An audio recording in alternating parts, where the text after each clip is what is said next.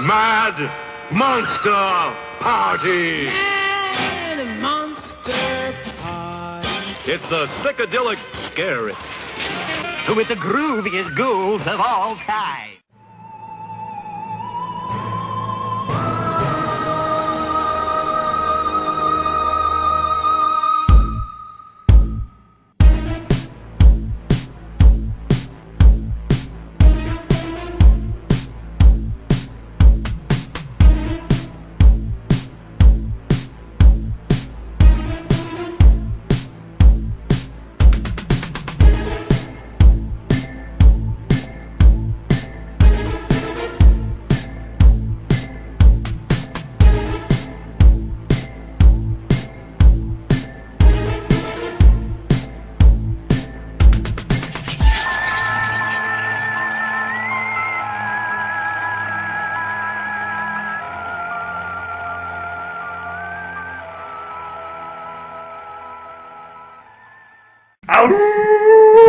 We're obviously big fans of the horror genre. 82 episodes of podcasts, and about, I would say, a third of them are horror-centric. I would hope more than a third of them. It's clearly a genre we're passionate about, and most of our listeners are passionate about it, and we do appreciate that. One of the things that really attracts me to the horror genre, one of the reasons I'm into it, is monsters. Yeah. I love me some monsters, and I think that is a mutual feeling. To quote the title of your book, but we truly are the last of the monster kids. My book, the titular story in that collection, is semi-autobiographical. I call us the last of the monster kids because we're the last generation that's all the classic monster movies on TV, because they don't get shown on TV anymore, not that often. We've talked about this a lot. The classic monster movies and monster movies in general are my main attraction for the genre. I love all types of horror movies. If you say, hey, I've got a horror movie here, yeah, I'll watch that. We're calling this episode Monsters 101. We are talking about 4 specific types we're going to be discussing the very different types and variations and rules, the weird ways that these creatures have been adapted for our culture, ways they've been mutated by time.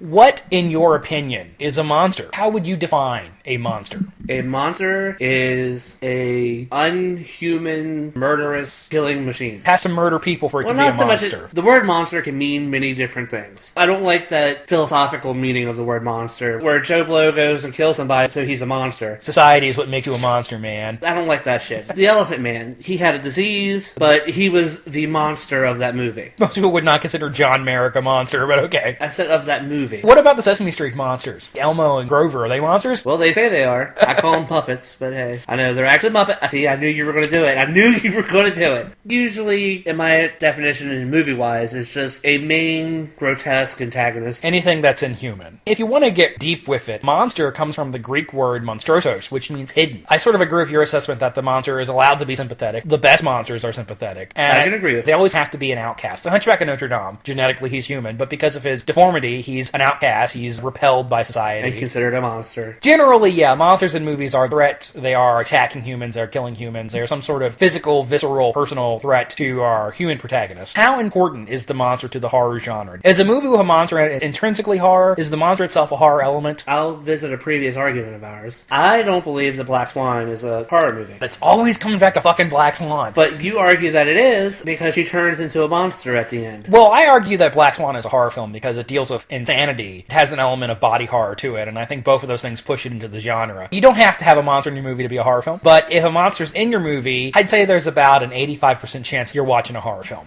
Yeah, I don't know that I can think of any. The poster's on my wall right over here. Jim Henson's Labyrinth. There are monsters in that. There are goblins in that. It's not really a horror movie. It's a fantasy film. There are trolls and orcs and demons and Lord of the Rings, giant spiders. They're monsters, but it's not a horror movie. Right. But usually when you say monster movie, you're talking about a horror film. 90% of the time. I think that's true. You're talking about Godzilla or Dracula going into a town and fucking shit up. Yeah, Bigfoot is raping campers, something. What to you are the basic types of monsters? You can narrow them down to about 4 categories. Convenient, because that's what we're doing today. But mine are vampires, zombies, werewolves, and kaiju. 3 of those 4 are on my list here. Kaiju is its own thing. The giant monster is a distinct thing. If somebody was coming to me and asked you, hey, name some monsters, I'd probably say vampires, werewolves, zombies, Frankenstein. No, actually what you would say is, do you mean specific monsters or just monsters in general?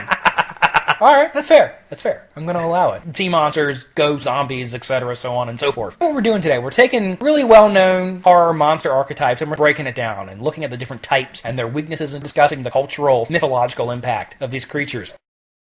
Among the great characteristics of vampirism is the vampire's need to feed on blood. This bloodlust is just the single most powerful image of the vampire. What's the first creature, monster, listed there on my list here? The Nosferatu. The vampires. If you were to make a list of monsters that have gotten the most movies, it would have to be vampires. I know zombies have got a pretty large stronghold. They've been making vampire movies since the beginning of cinema. Would you agree with that? Yeah, I mean, however many of them are good, that's a different thing. Oh, well, I mean, yeah. There's a lot of bad vampire movies out there, guys. Yeah. I'm notorious for watching a movie just because it has a vampire in it. Yeah, what's your attraction to the vampire? When I think of vampires, I think of the Draculas. The movie vampire that looks very human, but has the monstrous inside. Some vampires can fly, use telekinesis, they're super strong, super fast, they live forever. You know, like all these great pros, and what's the two cons? Well, you have to drink blood. You have to drink blood. And you can't be out in the sunlight. You know what? I hate getting up early in the morning. And sure, it'll be weird at first, but I'm sure I get used to drinking blood. That's my first question here. How do you define a vampire? Obviously, a vampire is a creature that can do a lot of things, but what to you is the baseline element? In order to be a vampire, it has to have fangs. So psychic vampires are off the plate.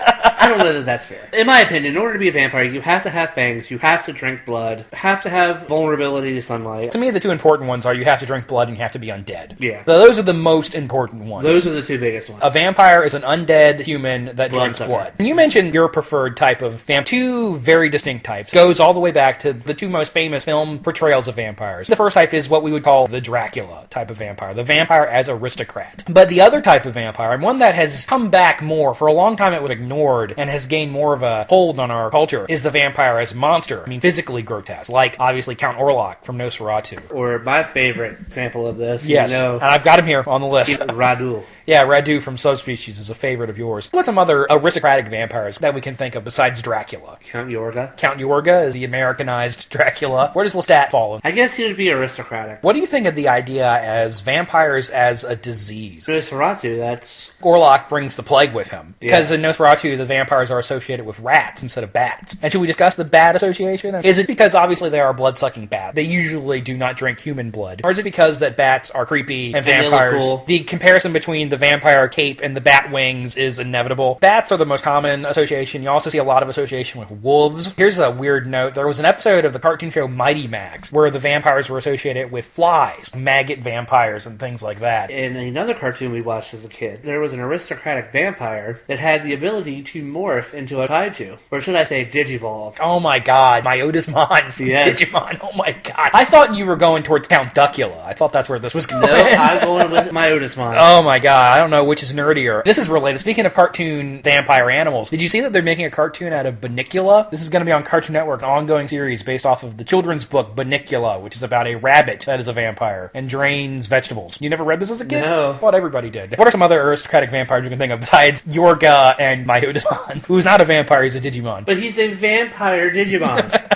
What about the Count from Sesame Street? Where does he fall into this? Oh, he's aristocratic. Now, here's another thing I have on my list of topics here. The vampire as sex symbol. It's starting to move back a little bit, but this is still the default mode for the vampire. The vampires do have a level of sexiness, just part of their allure. Thanks to Twilight. Never going to stop being mad about that. The whole cultural phenomenon was so miscalculated, and I'm glad it's behind us. Yeah, they're over-sexualized now. You know, I say it's Anne Rice's fault, but it's obviously older than that. Bela Lugosi was sexy. Christopher Lee was sexy. Yeah, but they're not over-sexualized. Their romantic qualities do not overshadow their monstrous qualities. Even in Interview with the Vampire, I still don't think they're over-sexualized. Yeah, they're still killing people. They're still monsters, and they don't hide the fact that they're monsters. I think you are right, there's a degree of sex built into it. Now, where it really jumped the shark is in Twilight. If you'll excuse the pun, they've completely defanged the vampire. What are some of the abilities of the vampire? You said yourself, the trade-off for what you get for being a vampire makes up for all of the bad All of the things. pros outweigh the two cons. Because there really is only two cons to being a vampire. You can't go out in the daylight and you have to drink blood. Some people would consider you have to prey on humans as a monstrous, horrible sacrifice. Well, most of the people I know are jack weasels anyway. Would you want to drink the blood of those people? Oh, yeah, and then after I got done, I'd rip off their head just to make sure they couldn't come back as one of me. And what are some of the abilities of the vampire? The common ones are immortal. Almost every vampire. They always live forever. Healing factor is usually always with vampires. They're much harder to kill than regular people. The strength. Yeah, they're usually super strong, yeah. Usually have razor sharp nails. Yeah, I think Frankenstein is my favorite example of that. Oh, that's another aristocratic vampire. Oh, yeah. Jerry Dandridge is the modern version of the aristocratic because he's a playboy. He's a mix between the two. As the movie goes on, he becomes more monstrous. Yeah, in my opinion, the original Fright Night's the only one to ever do that right. Another common power of the vampire that I think you probably were going to get to, metamorphosing. A vampire can change its body in different ways. It can usually become bats because that's just the association in our culture. Sometimes wolves, sometimes they can change to bugs or mist. They can change into a bunch of rats. Yeah. That's a common thing. Yeah, you see that. And they can usually morph their bodies. They can make their claws longer, they can make their faces monstrous or something like that. Now, the ones that vary from movie to movie, weather manipulation. Some of them can manipulate the weather, yeah. What about hypnotism? Every vampire can hypnotize. It's very common. Telekinesis. Some vampires can do it, some vampires can't. What about flight? Flight's a pretty common one. So super speed, I don't think we'd mention that one. Some shows split the difference. They can't turn into bats so they can fly, like the Lost Boys. And there's a few other ones. In some video games, there are vampires that can actually draw the blood out of the body. That's cool. I'd like to see that in the movie. There's been so much fiction written about vampires. Somewhere you can find a vampire that can do just about anything. Here's some different types of vampires. Some of these are interesting. The Dhampir, the half-human, half-vampire. A common inclusion in vampire fiction. First one I always think of is Blade. Yeah. Donovan from Darkstalkers. It seems to vary. Usually it's a pregnant woman gets bitten by a vampire, and her child is born with all of the strengths of the vampire and none of the weaknesses. In the case of Blade, he has a limited craving for blood. And that's another thing. What about the vampire as metaphor for drug addicts? Not only do they need to drink blood, but they have an uncontrollable craving for it that they're constantly fighting. Yeah, the bloodlust. Yeah. Interesting. They call them Zhangchis or Shang-Chis. They call them the Chinese vampire. Do you think of the Zhangchi as more of a vampire or more of a zombie? Because this is the hopping corpse. They're stiff, their arms are outstretched, they can't move their legs from the rigor mortis, and they don't feed on blood usually. They feed on chi, they feed on life force. There's this whole subgenre of the Chinese vampire movies. They eventually turn into vampires, though? They're always rotted, and some of them are more rotted than others, so I always think of the Zhangchi as either more of a zombie than a vampire, or as its own weird thing. Yeah. But it's interesting nevertheless. Where do you think the incubus and succubus fall on the discussion of vampires? Well, both the books I was starting to read say that this is actually the beginning of the vampire myth. There's a big connection. They both come for you and while you're sleeping in your bedroom at night. Vampire drinks blood, the succubus or incubus life force, or if you're a woman, that incubus will impregnate you. Kind of its own thing, but I feel like there is a definite connection to the vampire myth. Did you know? Oh. If you committed adultery in your lifetime, after you died, you ran high risk of becoming a vampire? Yeah, and I've also read stories of people being buried standing up or crossroads to prevent them from coming back as vampires. I think it's Romania. Isn't that the one where they stake the heart, cut off the head, boil the head? No, you hear they stake the heart, they cut off the head, they stuff the head full of garlic, they burn the heart. You hear all sorts of these ghastly things they would do. I guess we should explain at some point the scientific explanation, biological origin of what we think of as vampires. People would dig up a body after the person had been dead for a few weeks. It would appear that the nails had continued to grow, and that there was blood around the mouth, and that the hair had continued to grow. All these things that we now know are perfectly normal. And maybe somebody was sick in town and they would get that connection. There are actual diseases that can cause a tightening of the gums so that the teeth appear fang-like, and there are such a things as an allergy to light. Oh, what is that called? It's photosomething-tosis. Photosomething-tosis. Yeah. Here's one, a figure in Indian mythology, and by that I mean India, called Churel or Churel. Female creature sucks the life force out of young men, and you can tell that she's a vampire or a demon because her feet are backwards. This is a favorite of mine. The Russian word for vampire is Werdolak, or Verdolaki is the Russian pronunciation. And what makes the Verdolaki specifically different from the Anglo-vampire, the Werdolak is compelled to kill the people it loved most in life. Now, we've talked about it a bit already, but what are some of the classic vampire weaknesses? Stake to the heart. Stake for the heart. It's the number one. Number one. Works in everything. Running water. Running water is an interesting one to me. Why? Why running water? Why can't they cross a stream? It's pure. Oh, is that why? I wrote a vampire story, and I extrapolated that running water thing to mean that vampires can't bathe, so they smell really bad. Sunlight is one we've mentioned already. Sunlight. Very common. Christian symbolism, they're usually repelled by the cross. Well, religious symbolism, because some vampires are... Have there ever been any Jewish vampires, JD?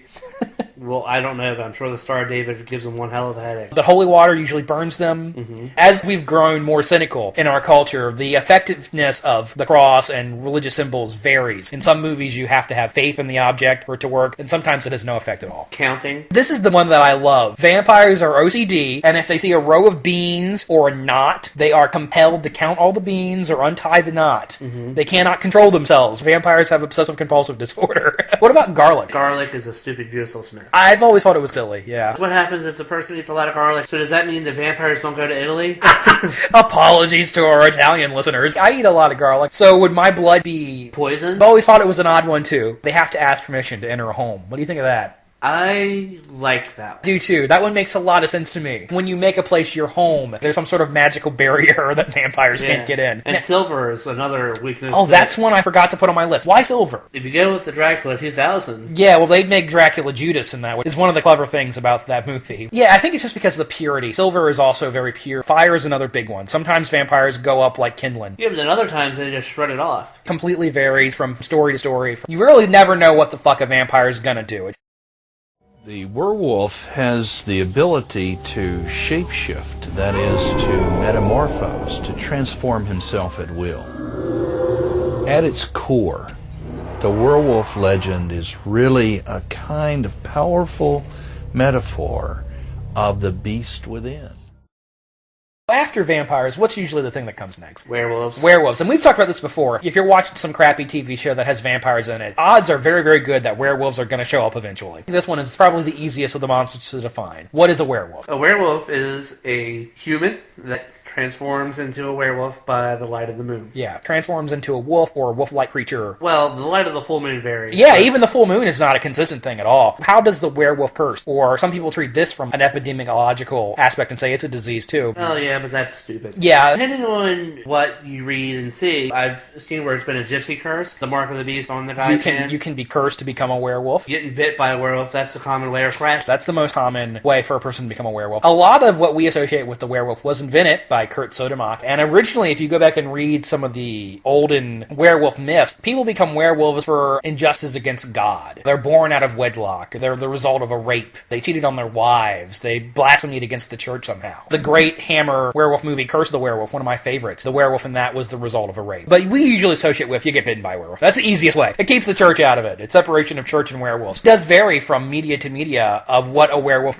looks like. Where does a werewolf fall on the scale from man to wolf? Sometimes a werewolf is a bipedal wolf. Sometimes a werewolf is a man with wolf-like features. Sometimes, like an American Werewolf in London, he becomes a monstrous, massive wolf. They call those dire wolves, if you must know. And sometimes they just become a straight-up wolf that's indistinguishable from any other type of wolf, like in the movie Wolf or Wolf In. Or again, in the Lon Chaney Jr. Wolfman, Bela Lugosi turns into a regular wolf, while Lon Chaney turns into a wolf man. Yeah. And what's your favorite? I really like the bipedal creatures with the wolf head. Yeah, I feel like that's my favorite. Mine too. But something can be said for the bipedal wolfman. The Howling, I think, is the best example of the bipedal wolf. That seems to be one of the more common types. But when we did our werewolf episodes, we talked about how you don't see as many werewolf movies as you do vampire movies, because vampires are much cheaper to make. A werewolf is a very elaborate special effect. The level of control over the metamorphosis is different. That varies a lot. Inevitably in our culture, everything becomes a superhero. We've had a lot of vampire superheroes, and there are a lot of werewolf superheroes as well. Werewolf by Night from Marvel Comics is one I think of. Sometimes you see a wolfman or a werewolf that has total control over transformation. And when they're a wolf, they have the exact same personality they have when they're human. Sometimes when they turn into a wolf, their human personality is completely gone. They're uncontrollably an animal. They kill indiscriminately. Yeah. Which is usually what you see. Something can be said for the guy that can control the wolf, but you usually only see those in movies where the werewolf is fighting another monster, which is where that becomes a problem. Are you not a fan of the vampires versus werewolves genre? I mean, I am, because I'm a horror nerd and I appreciate a good monster mash. It's overdone. It's never done right. Coming from the guy on the show who likes Underworld. I like Underworld. Vampires with guns is a no-no in my book. Why does a vampire need a gun?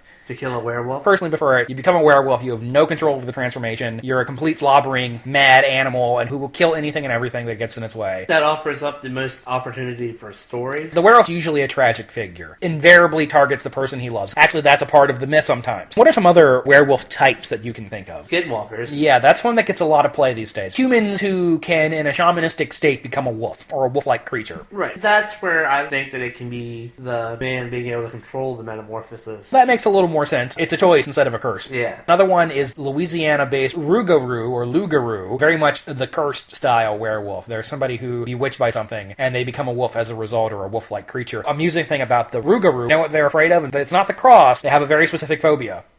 It's frogs. Rougarous are phobic of frogs. Oh, the Cajuns. Talk about some of the other were animals that we've Yeah. seen or maybe want to see. When I was a teenager, my sister was reading this book series, the Anita Blake Vampire Hunter series, which is basically vampire smut. In that series, anything that can bite you can potentially be a were animal. So there are were bears, there are were panthers, there are were geese. Werebear. The werebear, definitely. We need some African mythology. There is such a thing as a werebear. People can become bears. I've always wanted to see a weregator. That's a cool one. That's not one you see. Or a were Komodo dragon. Yeah, why not? Maybe were geese is taking it too far, but it makes sense. A werefish. A were shark. Ooh, were shark. It needs to be a movie. Were shark sounds like a Tim and Eric sketch. In a certain episode of the new season of X-Files, the swamp monster gets bitten by a human. It turns into a human. Were cats or were panthers you see a lot of. Yeah. The movie Cat People is a prominent example of that. In later seasons of True Blood, there was were panthers. Associate dogs and cats, so if there are werewolves, there have to be were panthers or were lions. Yeah. Were snake. That would be cool. Be like the movie. What's the one consistent weakness for Silver both bullet. werewolves? Silver bullets or silver in general seems to do the werewolf in. And again, I'm not sure what the basis of that is. An accident with power tools.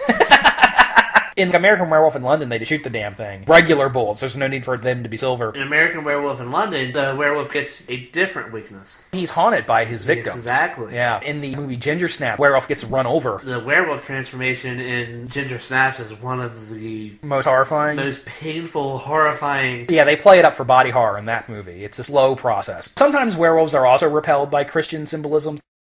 The broadest definition of a zombie is a reanimated corpse. Essentially, the human body has been carjacked by a force that reanimates it. Zombies are relentless. They do not fear, they will not be distracted, they do not tire. Think of a zombie as a biting, consuming, guided missile. The flesh-eating zombie has one motive: to attack, kill, and devour human beings. A couple of years ago, this was definitely the most popular subgenre of horror, and it's still hot now, though it's thankfully receded a bit. And I'm talking about the zombie. We are using the Z word. Zombie in your head. Zombie. Why did I think I could get through this without hearing Yeah, that? you should know better.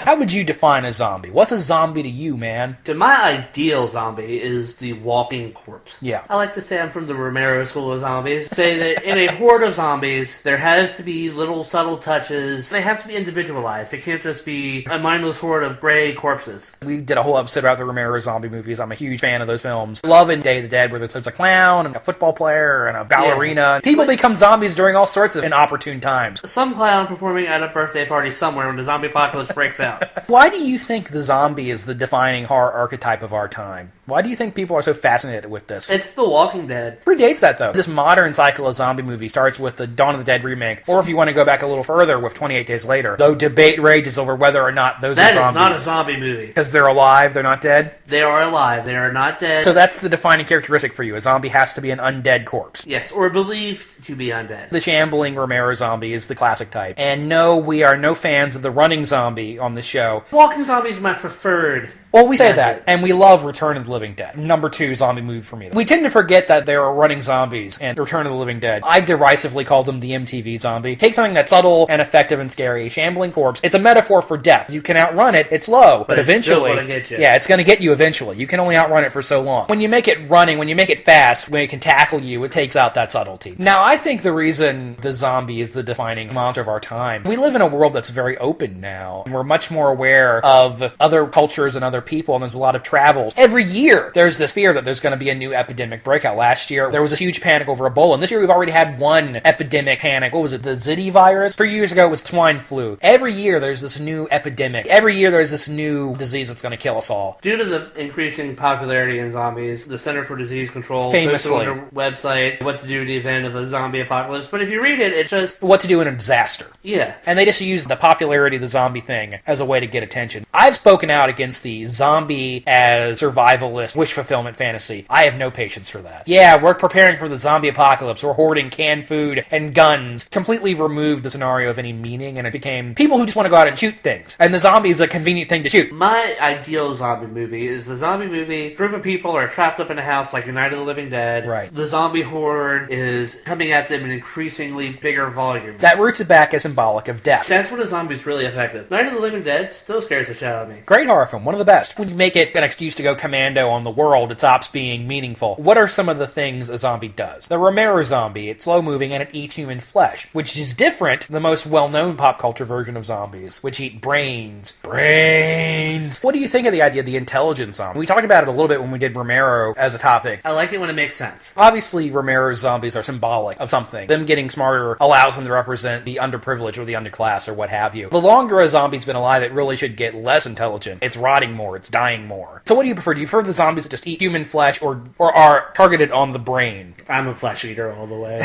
The brain-eating zombies are fun. The flesh-eating zombie is a more powerful concept. Aside from those people who have erotic fantasies about cannibalism, getting eaten is a primal fear that goes back to our wired-in caveman days when we were afraid that a saber-toothed tiger was going to eat us. Or our neighbor. Yeah, another reason why I think the zombie is popular now. You're not afraid of zombies, you're afraid of people. Zombies just represent the masses, the overwhelming amount of humanity. There are different types of zombies, though. What do you think of the voodoo zombie? I like the voodoo zombie. Totally distinct thing. It's the origin of the phrase zombie. But what we think of as zombies are completely different than what the voodoo zombie is. A corpse that's been resurrected to be a worker for the Hungoon, the voodoo priest. Because of the book and the movie Serpent and the Rainbow, there's this belief that perhaps there are real zombies. Perhaps there are real people who are drugged and they awaken in a drugged state where they are easily manipulated into being workers. This has been debunked as an urban legend, but it's a little story. If you go through mythology, there's always this idea of the sorcerer with slaves. So the zombie is just an extension of that. Now, what do you think of the concept of the demonic zombie? A corpse that's possessed by a demonic spirit and comes alive. Is that still a zombie to you? No, Something it's a else. demon. It's a deadite. Then you're getting into Deadites from Evil Dead, Yeah. you're getting into Night of the Demons. That changes the rules, but some people do consider the demonic zombie a legitimate concept. But to me, as soon as demons get involved, it's something different. How do you kill a zombie, JD? What is the one consistent thing about how zombies are killed? You cut the fucker's head off. Destroy the brain, specifically. You gotta shoot them in the head, hit them in the head. You can set them on fire, they go up real easy. But usually the brain is what's keeping the zombie alive. Zombies versus ghouls. What's the difference between a zombie and a ghoul? Ghoul is a reanimated corpse. If you want to be totally literal, a ghoul is a corpse that eats other corpses. I believe that is the original mythological definition of a ghoul. In my world, the difference between a ghoul and a zombie is that a ghoul is a reanimated corpse. It's not rotting like a zombie.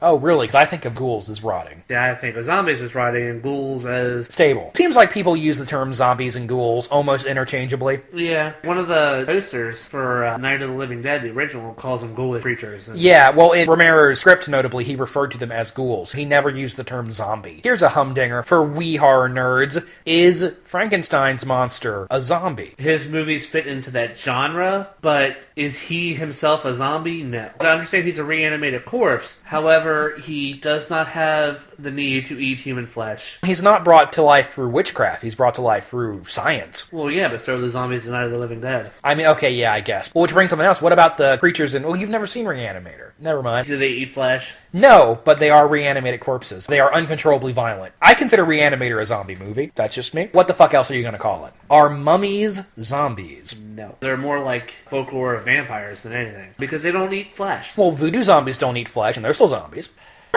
Audible sigh. That's what they choose to call them. In the early days of the internet, I remember I looked up this website that was a database of zombie movies, and they included mummy movies on their list. Now, I feel like it's a distinct thing. I don't think the mummy follows the same rules. They're all reanimated corpses, so there is some ties and But I similarities. beg to differ, though. The Oh. mummy is not a reanimated corpse. Okay. A, they weren't dead when they were put into the ground. They're usually put in there as some form of punishment. The mummy itself, Has a purpose. before it even gets up and starts walking around, it's a mummy. Once it's gone through the process and been wrapped up, it's a mummy. And usually the mummy pursuing humans because of they've broken the seal in the tomb. They've done something to piss the mummy off. Zombies, as a rule, don't have a purpose. Mummies have a purpose. But I still maintain they are not a reanimated corpse. You can debate about that, and that's really what the show's about, is debating nerdy horror shit. Some of them are mischievous. They like to play jokes and pranks. Others are downright malicious.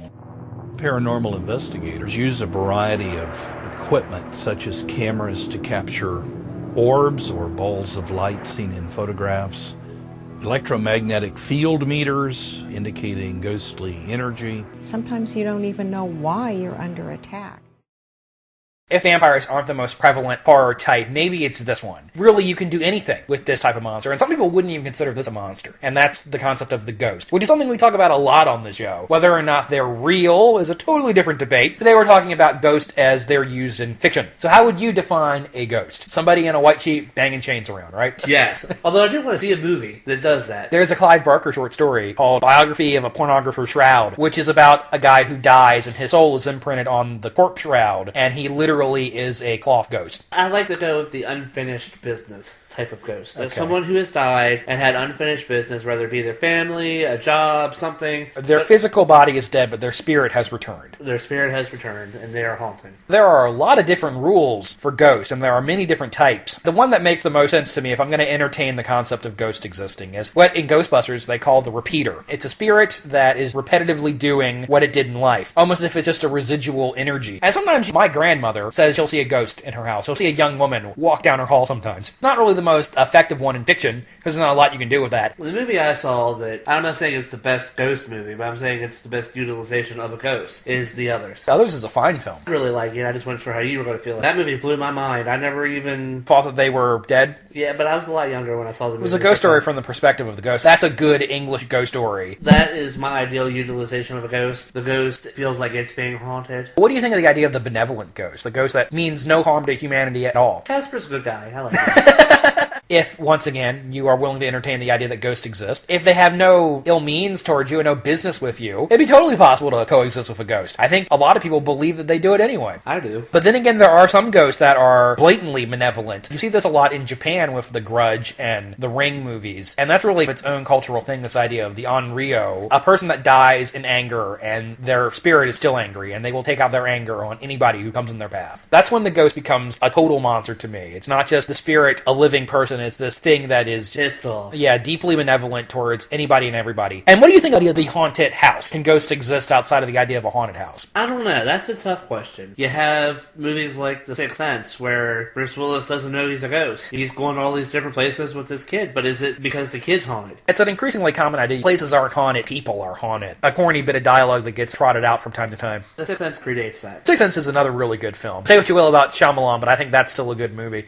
That is a good movie, and so is Unbreakable, Signs. I'll go to bat for those three. But the rest of them are all crap. Anyway, I'm partial to the haunted house because it makes the most sense to me. Somebody who's targeted by ghosts seems like corny writing to me. Maybe because I'm a traditionalist when it comes to my monsters. I agree. I think the haunted house is the best. Especially when you have a haunted house that has traps and stuff. Oh, yeah. And the ghost has activated the traps. How much can the ghost interact with people? Sometimes a ghost can have no effect on the physical world at all. And then sometimes a ghost can take a completely corporeal form. Yeah. Which do you prefer? I think it's a case-by-case basis. It just depends on what makes sense with the story. Yeah. If you have a ghost that can touch and punch people, but it doesn't make any sense in the story, then why go through the effort of making that ghost be able to do that? Both real life and in fiction, you hear stories of people being touched or forced by ghosts, or people even being raped by ghosts. If ghosts are real, and they're the amorphous spirits of people who were once alive, they probably wouldn't be able to have any physical effect on something. There are different types of spirits. There are things like wraiths, different definitions of what a ghost is. And what do you think of the idea, this confusion between ghost and demons? The spirit of somebody who's dead who's returned, or something amorphous, invisible, that exists already. That is the difference. Ghost is someone who was once living and has died, and their spirit is here to stay. Right. A demonic spirit is just a spirit that's always been there and has always benevolent. It annoys me that movies mix that up. It's Paranormal Activity's fault. In that series, they use the term demons and ghosts interchangeably, and it annoys me. If you want to tell a ghost story and you want a ghost that's angry and violent, sure, do it. Don't call it a demon. That's something else. A demon's got red skin and pointy horns and a pitchfork. Are there any consistent weaknesses for a ghost? Electricity could possibly... Really? I've never heard of electricity affecting ghosts. You know what can... Proton pack. Protons. Yeah. You know how in the DC universe they have nth middle, which is middle that exists in two dimensions at the same time? The proton beams in Ghostbusters, I feel, are the same thing. They're nth energy? They simultaneously occupy two separate dimensional locations, which is why they can affect ghosts. Sometimes a blessing will throw the ghost out. Sometimes you gotta finish their business if it's the ghost of a murdered person, if you solve their murder. Sometimes you gotta make a copy of a tape.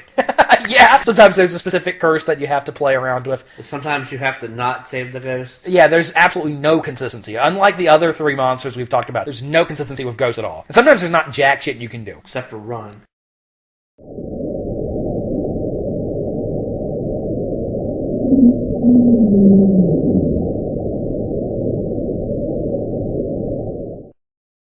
What are some other notable monster archetypes? You mentioned the kaiju. Yes. This idea of just something that's big. Sole defining feature. And if it's big, it's a kaiju. Yeah. There's different archetypes of the kaiju if you really want to... Godzilla, he's a dragon, if you think about it. And he's a sea monster, too. And the sea monster is the fifth most important archetype. Sea monsters are a very, very old concept, dating back to ancient Sumeria. There are big-ass things that live in the sea. If you define a sea monster as someone that lives in the ocean, in a body of water, and wants to eat your damn full ass, well, yeah, those are real. Sharks, crocodiles, giant squids. The ocean is a big, scary thing, and who the hell knows what's down there? Another thing that we didn't mention is the radioactive animal. Relatively modern. Radioactive piranha, radioactive spider. Radiation can do anything. Radioactive ants. Can make shit big, can make shit poisonous. Like, the ants and them are big, but they're not kaiju. What's the bottom limit for a kaiju? They're not much bigger than a human in them. So that doesn't really make them a kaiju. They're not giant. They have to be at least as big as a building, right? Yeah, I'd say that's fair. Alright. What about killer robots? Where do killer robots fall on the monster list? They're not monsters. You don't consider a killer robot a monster? I do not consider robots monsters. I'm not talking about a Roomba. I'm talking about a killer robot. I'm talking about a humanoid robot. I do not consider them monsters. Okay. The robot only does what it is programmed to do. Which in some cases is kill. Right. Is Gort really a monster? I mean, I know he kills people, but he's doing it to protect his friend. And he's just doing his job. He's just doing his job. He's a blue-collar monster. You know, what about witches, warlocks, evil wizards? Are they monsters? They're different. If a wizard enacts a spell on himself and he lives forever, he's really no longer human, is he? We're defined by our mortality as humans, aren't we? He's no longer human, but I still don't think that he's a monster. But I guess it really depends. I would consider the warlock from Warlock a monster. But the warlock in Warlock is a half human, half demon, because he's the son of Satan. Yeah. What about devils and demons? Where do they fall on the monster scale?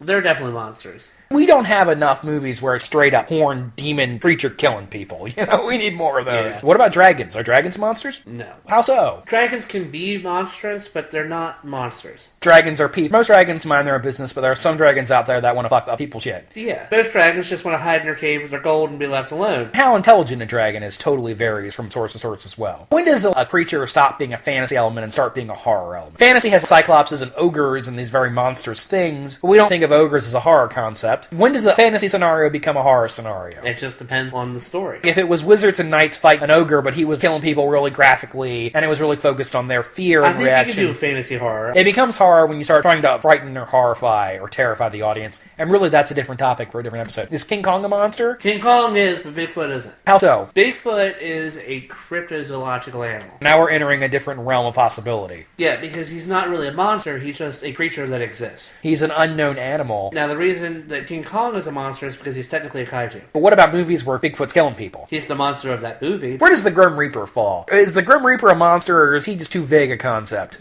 He's a force of nature. Oh, okay. There's a difference. So what about a slasher killer? When does a slasher killer stop being a mad human who murders and starts becoming a monster? When he can enter your dreams and kill the shit out of you. What about Jason? Is Jason a monster? Yes, because he's undead. But what about in the first 4 films when he's not undead? Then no, he's not a monster. What about Michael Myers? Michael Myers isn't really human, is he? Michael Myers is a really weird subject. I don't know where to go with that one. I like doing shows like this from time to time where we'd have nerdy debates about stupid shit. If you, Bangers and Mash listeners, felt we left off any important types of monsters, you may email us at bangersandmash88@yahoo.com. You can find us on Facebook at www.facebook.com/thebangersandmashtshow. The show is now on SoundCloud. I'm still working out the SoundCloud account. Hopefully, by the time this goes to air, we will have a lot more episodes on SoundCloud. Happy Oscar season. Anything you want to say, Mr. Mash? Watch out for those booligans. Booligans.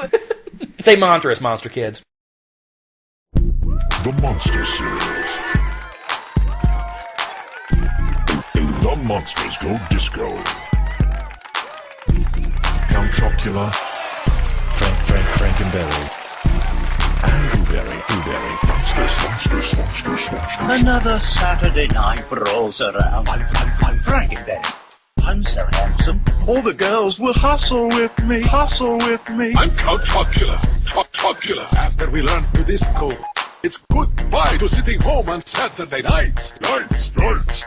Let's go disco. Disco's here. Let's go disco. Disco's there. Let's go disco. Disco where? Let's go disco. Let's go disco. Disco's here. Let's go disco. Disco's there. Let's go disco. Disco where? Let's go disco. Disco's there. Oh Yes, I'm Blueberry, Berry. I can see it now. I'm so light on my feet. I'll boogie all night. It's hard to believe that three wild and crazy guys, monsters like ourselves, sit home alone. Let's go disco. Disco's here. Let's go disco. Disco's there. Let's go disco. Disco where? I said to get down and roll. Let's go disco. Disco's here. Let's go disco. Disco's there. Let's go disco. Disco where? I said to